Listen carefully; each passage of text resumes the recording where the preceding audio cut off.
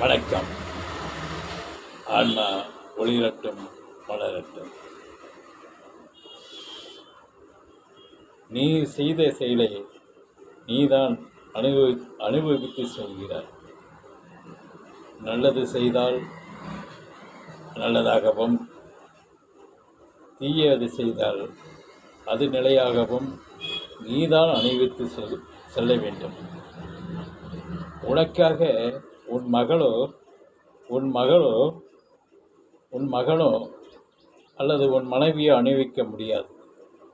இந்த கர்மா என்னும் செயலுக்கு நீ சென்ற பின் மீண்டும் வந்து இந்த கர்மாவை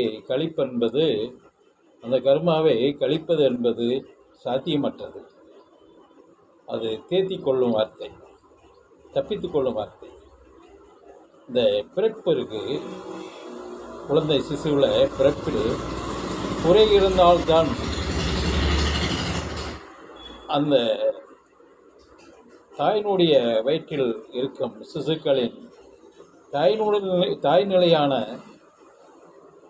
வயிறு இடுக்கமோ, அந்த கர்ப்பப்பை இடுக்கமோ, அல்லது அந்த நீர் சத்து வாய் நாசி மூலமாக மேலோங்கின்னு சொல்வதோ, மற்ற நிலையான கால் கை முடக்குங்கிறத இடுக்கிக் கொள்வதோ, அப்படிப்பட்ட நிலை இருந்தால் தான் மூலமாக பிறக்கிறதுடைய அது கர்மா தொடர்பே இல்லை.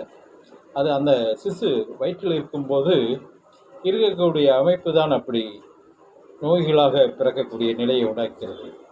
அதையும் விஞ்ஞானம் காப்பாற்றி விடுகிறது.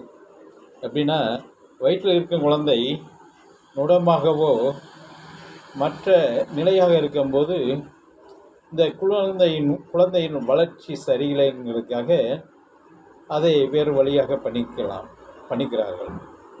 டாக்டர் மூலமாகவே அவர்கள் அதை தடுக்கக்கூடிய நிலையும் விஞ்ஞானத்தில் இருக்கிறது. பிறந்த பின்னாடியும் அதுக்கு வேண்டிய சிகிச்சையும் செய்யக்கூடிய நிலையும் இருக்கிறது. அதே மாதிரியா இது இந்த பிறப்பில் ஆணற்ற நிலையும் பெண்ணற்ற நிலையாக பிறக்கக்கூடிய குழந்தைகள் எப்படின்னா, திருநங்கையாக இல்லாட்ட இருசியாக பிறக்கக்கூடிய நிலை.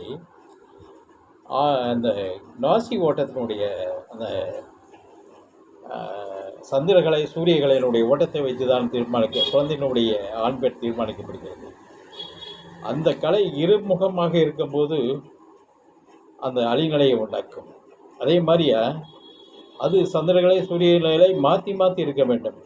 இருவருக்கும் ஒரு நிலையாக இருக்கும்போது தான் இந்த குறைபாடுகள் ஏற்படுகிறது.